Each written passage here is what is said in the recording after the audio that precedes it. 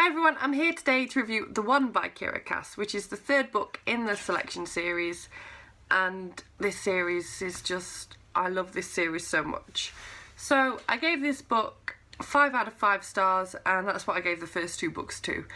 And the words just aren't enough for how much I love this series. However, I did find the first portion of this book the hardest for me to actually like and get into. You absolutely must read this series in order. It would not make any sense for you to read it out of order. I can't think of any reason why you would even want to try and read this series out of order, so just read it in the order the author intended. I read these first 2 books last summer, and I read them both in the space of 24 hours. That's how much I love this series. So I was obviously expecting to love the third book as much as the first 2 books.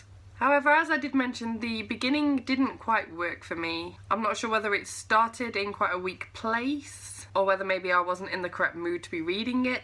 But either way, I did dislike the book a little bit at the beginning. And I found myself getting really annoyed with America, who is the main protagonist in the series.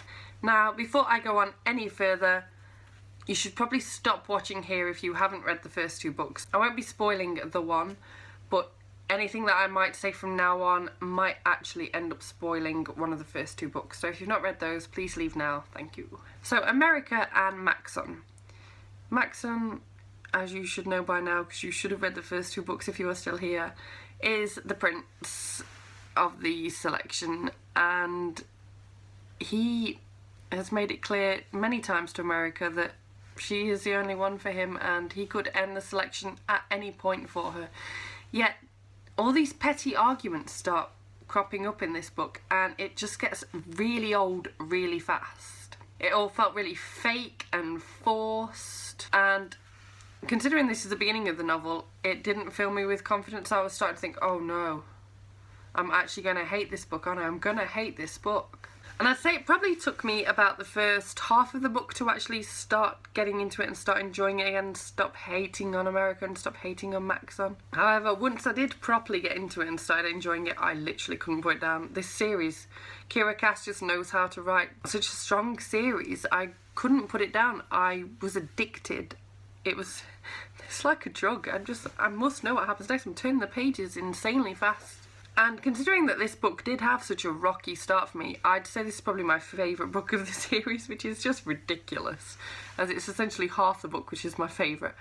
But the things that happen in this book, I went through every emotion possible. It was such a roller coaster.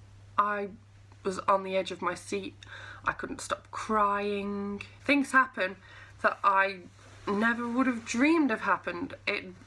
I got so caught out by this book. I hadn't been spoiled for any of it, and I just couldn't believe it. It was just the things that happened. Oh my god. I can't say spoilers everywhere. I can't say, but oh my, I don't know how I didn't see any of these things coming, but I really didn't, and they really shocked me. So thank you very much for watching this short review. If you liked it, please give it a thumbs up. Subscribe if you want to see more bookish reviews from me, and I will see you very soon. Bye bye!